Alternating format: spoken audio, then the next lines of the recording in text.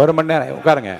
அதான் மாண்புமிகு அவை முன்னவர் சொன்னது மாதிரி இருங்க உட்காருங்க உட்காருங்க இருங்க இருங்க இருங்க உட்காருங்க சொல்கிறேன் உட்காருங்க இருங்க இருங்க உட்காருங்க உட்காருங்க நான் சொல்கிறேன் உட்காருங்க. அதாவது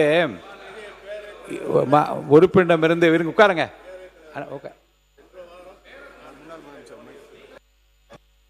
மாண்புமிகு முன்னாள் முதலமைச்சர் ஓ பன்னீர்செல்வம் அவர்கள்.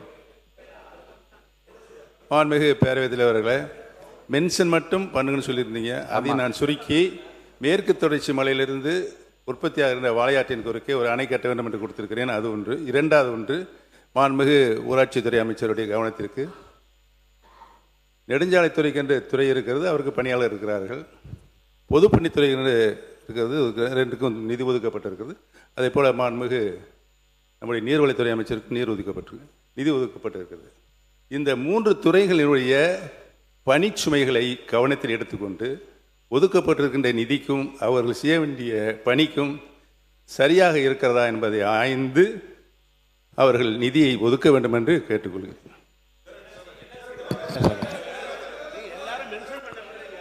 இருங்க நான் சொல்கிறேன் உட்காருங்க உட்காருங்க உட்காருங்க. அதாவது அவை முன்னவர் சொன்னது தான் சரி. என்னென்னா உட்காருங்க இருங்க. 9:30 மணிலிருந்து 10:39 வரைக்கும் இப்போ வந்து இருங்க மென்ஷன் பண்ண சொல்லியிருக்கோம். மொத்தம் இது வரைக்கும் உறுப்பினரிடமிருந்து கவன ஈர்ப்பாக மட்டும் 19/8/2026 வரை 454 கவன ஈர்ப்பு தீர்மானம் வந்திருக்கு. இந்த 454 நீங்கள் ஒரே நாள் எடுத்துக்க சொல்கிறீங்களா? கொஞ்சம் கொஞ்சம் பண்ணலாம். இன்றைக்கி மென்ஷன் பண்ணிடுங்க. இன்றைக்கே இருங்க, இன்றைக்கே பல பதில்களும் வரப்பெற்று இல்லைங்க.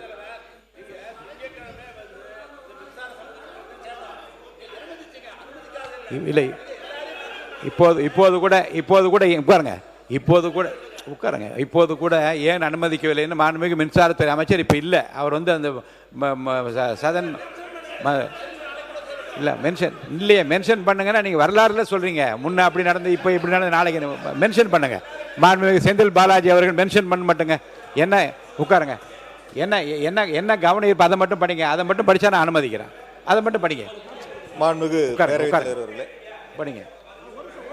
பேரவைத் தலைவர்களே, மின் கட்டண உயர்வு மற்றும் மின் கணக்கெடுப்பு ரீடிங் முறையில் ஏற்பட்டுள்ள மிகப்பெரிய குளறுபடிகளால் பொதுமக்களிடையே ஏற்பட்டுள்ள கடுமையான அதிருப்தி குறித்து அவையினுடைய கவனத்தை ஈர்த்து அமர்கிறேன்.